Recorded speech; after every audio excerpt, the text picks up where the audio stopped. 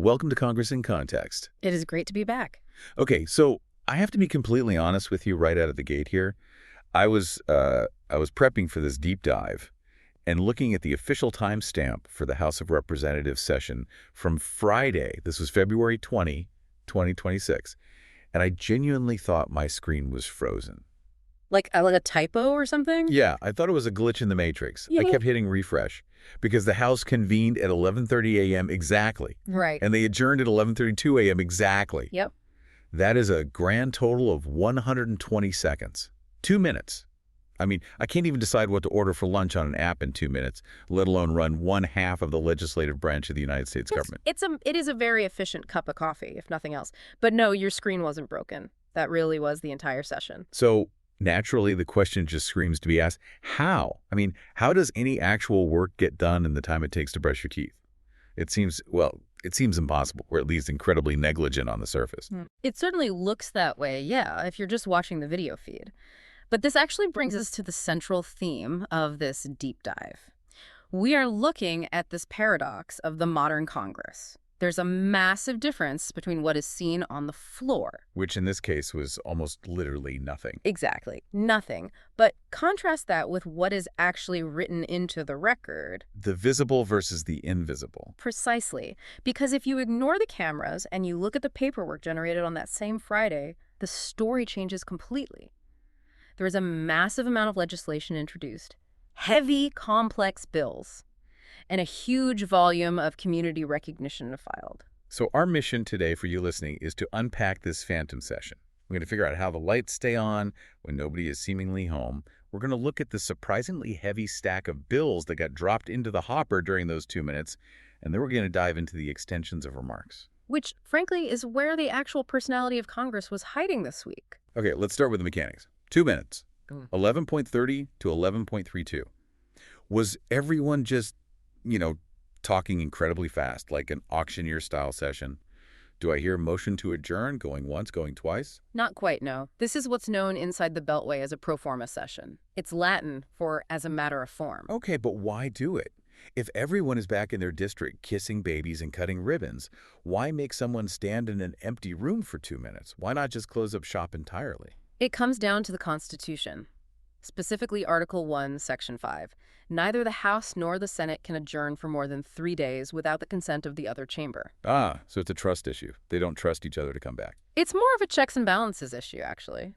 If they didn't meet every few days, technically the president could use that absence to make recess appointments. Oh, like appointing judges or officials without Senate confirmation?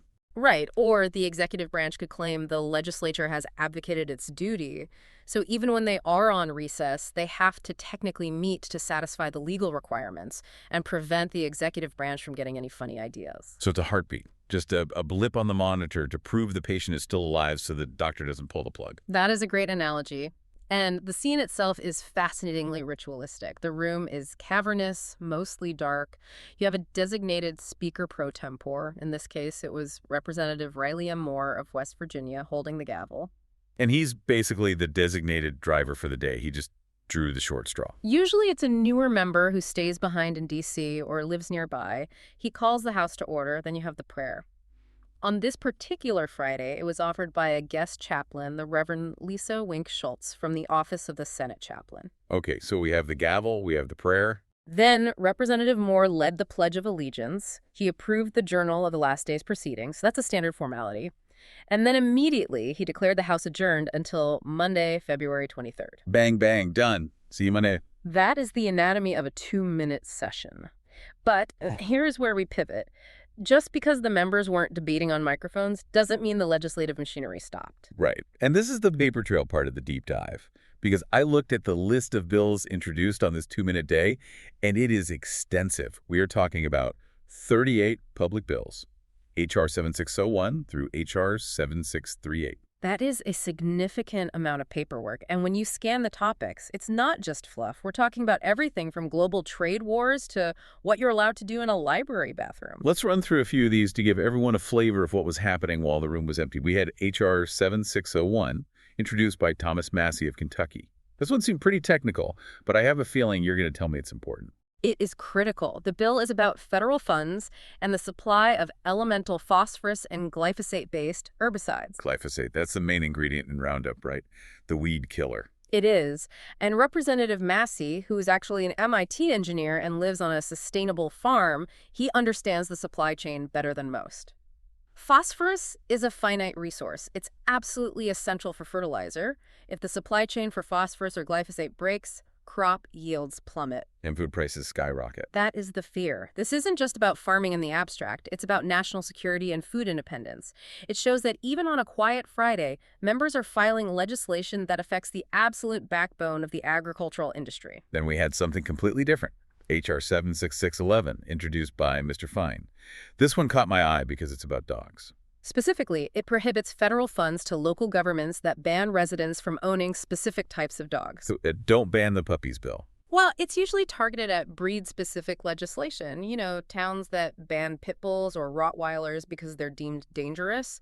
This bill uses the federal purse strings, basically saying no money for you if a city tries to tell people what kind of dog they can own. That is a classic Federalist tension. Using federal money to override a local city council decision, but framing it as individual liberty.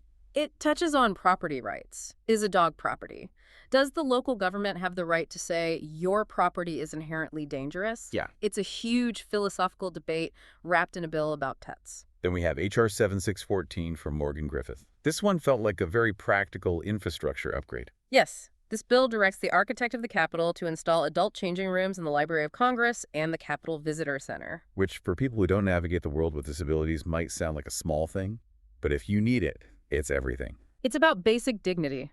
Standard accessible stalls often aren't enough for adults with complex medical needs or disabilities. Without an adult changing table, those families simply can't visit the Capitol for more than an hour or two. They're effectively barred from their own government buildings. So this is a targeted fix to make the People's House actually accessible to all people. Right. It's not a massive spend-it package. It's a specific instruction to the architect of the Capitol to fix a physical exclusion. And then, swinging back to the global stage, we had H.R. 7635 from Greg Stube of Florida. This one prohibits the importation of energy storage systems from the People's Republic of China. Batteries. Big batteries. Grid-scale storage. This connects to the broader anxiety in Washington about our electric grid. If we rely on Chinese technology to store our wind and solar energy, are we creating a backdoor for sabotage? Or just a reliance on a geopolitical rival? So in the span of a few bill numbers, we went from weed killer to dog ownership to bathroom accessibility to a trade war with China. That is the legislative hopper. It does not discriminate by topic. We also saw committees churning out reports, by the way, like the Small Business Committee reporting on a whistleblower awards bill. The work keeps flowing. And we shouldn't forget H.R. 7629 from Eleanor Holmes Norton regarding the Pittman-Robertson Wildlife Restoration Act. We will actually circle back to that one a bit later because it's a fascinating look at D.C.'s unique status, and it gets a bit technical regarding taxes on hunting gear. It's a really great example of how money flows, or doesn't flow, depending on where you live. Now that's the business side, the bills. Yeah. But I want to shift gears to the extensions of remarks. Because if the floor session is the business meeting, the extensions of remarks felt like the community bulletin board, the obituary section, and the town square all rolled into one. That is a perfect description. Since no one was speaking at the podium, this section is the only place where members could communicate directly with their constituents. Think of it as the social media feed of the 19th century that just never went away. And there were some really vibrant stories in there this week. Let's start with the local heroes. I have to highlight a remark from Representative Eugene Simon Vindman from Virginia's 7th District. While not spoken on the floor, he submitted a statement honoring a place called, and I promise I'm not making this up, Gardening Gaze Farm in King George County. I saw that one. They won Best of the Best awards for customer service and for being a family-owned business. I just love that this is in the Congressional Record, Gardening Gaze Farm. It humanizes the whole document. It's not just legal jargon. It's a representative saying, hey, these folks in my district are doing a great job. It's also a signal of how the record has evolved.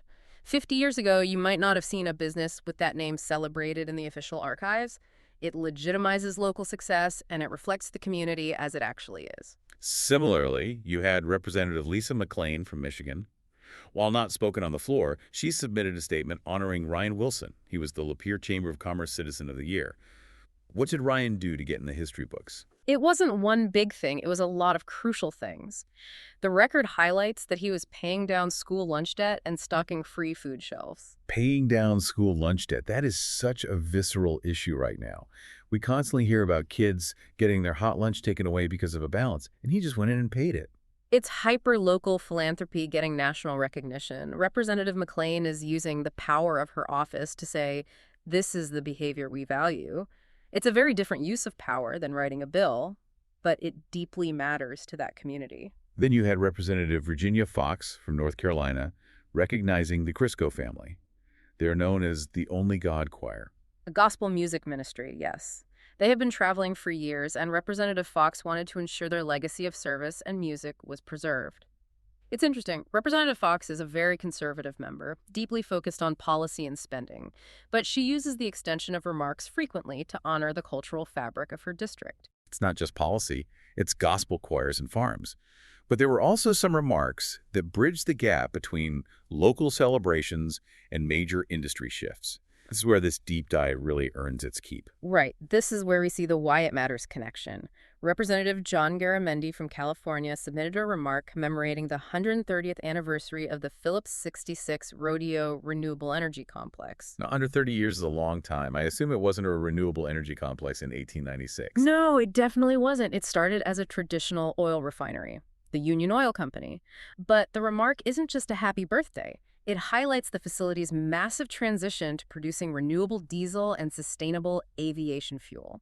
So by congratulating a local business on an anniversary, Garamendi is actually documenting a massive shift in the national energy landscape. He is connecting a local birthday party to the broader story of the energy transition. He's putting it in the record that big oil in his district is becoming big renewable. It's a way of saying, look, this change isn't theoretical, it's happening right here with these union jobs. We also saw a tribute from Representative Pramila Jayapal from Washington State. She honored Nancy Nordhoff. A fascinating figure. She founded Hedgepick, which is a retreat for women writers, but she also founded the Goosefoot Community Fund. Jayapal used the record to highlight Nordhoff's philanthropy, but specifically her focus on empowering women's voices. Again, the record becomes a place to highlight values through the people the representative chooses to honor. So we have agriculture, energy, the arts, and philanthropy. But the record also took a sharp turn into military history this week. And this is one of those stories you'd never know if we didn't do this deep dive.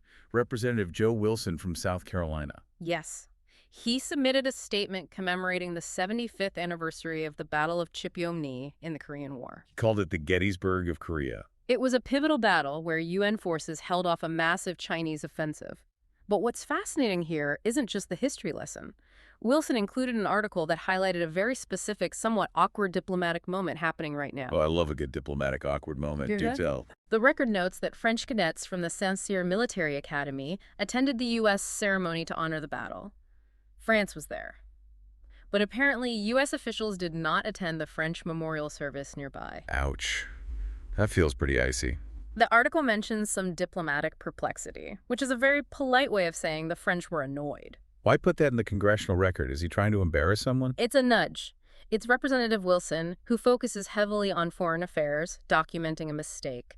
It's a way of saying to the State Department or the Pentagon, I saw this shouldn't happen. It preserves the complexity of our alliances and the little slights that can fray them. It is amazing that a diplomatic snub regarding a 75-year-old battle made it into the Congressional Record on a Friday morning in 2026. That is the beauty of the record. It captures absolutely everything. We also saw Representative Joaquin Castro from Texas honoring Colonel Gil Coronado, The Padrino of Hispanic Heritage Month. Correct. He recently passed away, and Castro used the record to ensure that his role in establishing that month of recognition was formally acknowledged. It's about cementing history before it's forgotten. Speaking of history and the fight to preserve it, There was a very passionate remark from Representative Teresa Ledger Fernandez of New Mexico regarding Black History Month. This was powerful. She didn't just offer platitudes. She framed it very specifically around forces right now that want to erase this history. She didn't mince words at all. No. She cited Estevanico, an enslaved black man from Morocco who was the first non-indigenous person to enter what is now New Mexico in the 1500s. Wait, the first non-indigenous explorer in New Mexico was a black man. Before the Pilgrims, before Jamestown, and Ledger Fernandez is making the point. You cannot tell the story of New Mexico without black history.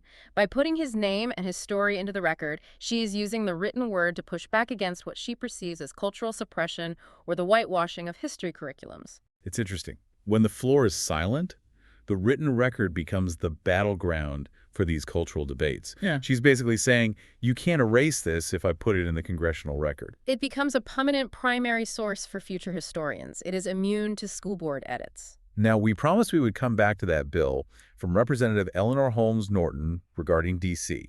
This is H.R. 7629, and this falls into the category of using the record to explain the math. Right. So Representative Norton introduced a bill to amend the Pittman-Robertson Wildlife Restoration Act. Which, as we teased, involves hunting taxes. It does. The Pittman-Robertson Act collects excise taxes on firearms, ammunition, and archery equipment. That money is then redistributed to the states for wildlife conservation. It's a huge pot of money. Okay, so what is the problem for D.C.? The problem is the formula. Currently, the District of Columbia is capped at receiving only 1/3 of 1% of that funding. 1/3 of 1%. That seems incredibly arbitrary. That's her exact argument. The states get funding based on land area and the number of licensed hunters. But D.C. is treated like a territory with a strict cap. Representative Norton argues that D.C. residents pay the federal taxes on sporting goods just like everyone else, so they should get a fair share of the conservation funding back. Taxation without representation. The classic D.C. struggle. That is the perennial theme. She wants D.C. to be treated as a state for the purposes of these specific funding streams. She drops the bill in the hopper, but she uses the extension of remarks to explain the grievance. Without that written statement, if you just saw the bill title, you'd have absolutely no idea why it matters. It clarifies that this isn't just about wildlife.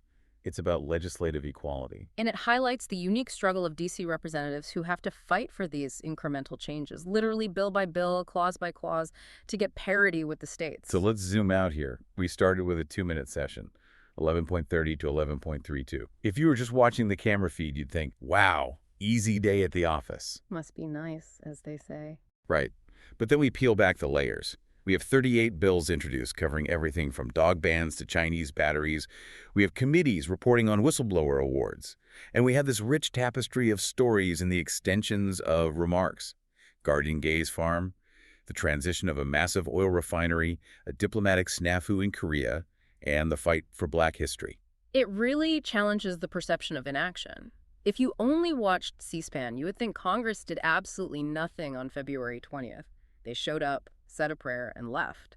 But by reading the record, we see that the machinery of government and the community outreach of the members never actually stops. The show was 2 minutes long. The script was hundreds of pages. And the script is what becomes law and history. The floor is for the performance. The record is for the reality. Which leads me to a thought I haven't been able to shake since we started looking at this. If the actual communication, the real historical artifact of what these members believe and fight for is written down in the record, has the physical floor debate become obsolete? Oh, that is an interesting angle. Think about it. We see all this grandstanding on camera, the viral clips of politicians yelling at each other in the chamber. But the substance, the nuance, is quietly filed away in the hopper in the extensions of remarks. If we stop televising the floor entirely and only publish the written record, would we actually get a more accurate picture of our government? Something to think about. It definitely turns the idea of transparency on its head. Exactly. Yeah. So here's my challenge to you, the listener. We mentioned a lot of specific stories today. The Only God Choir, the history of the Phillips 66 refinery, the story of Estevanico. Don't just take our word for it. Go to congress.gov. You can actually look up the Congressional Record for February 20, 2026. It is all there. And it's free. It's your tax dollars at work documenting your history. Read the remark about your state. See what your representative wanted to preserve for eternity on a quiet Friday in February. You might find out that your neighbor won an award or that there's a new bill about, well, about dog ownership. So you never know what you're going to find. That is the fun of it. Thanks for diving into Congress in Context with us today. We will catch you on the next deep dive. See you then.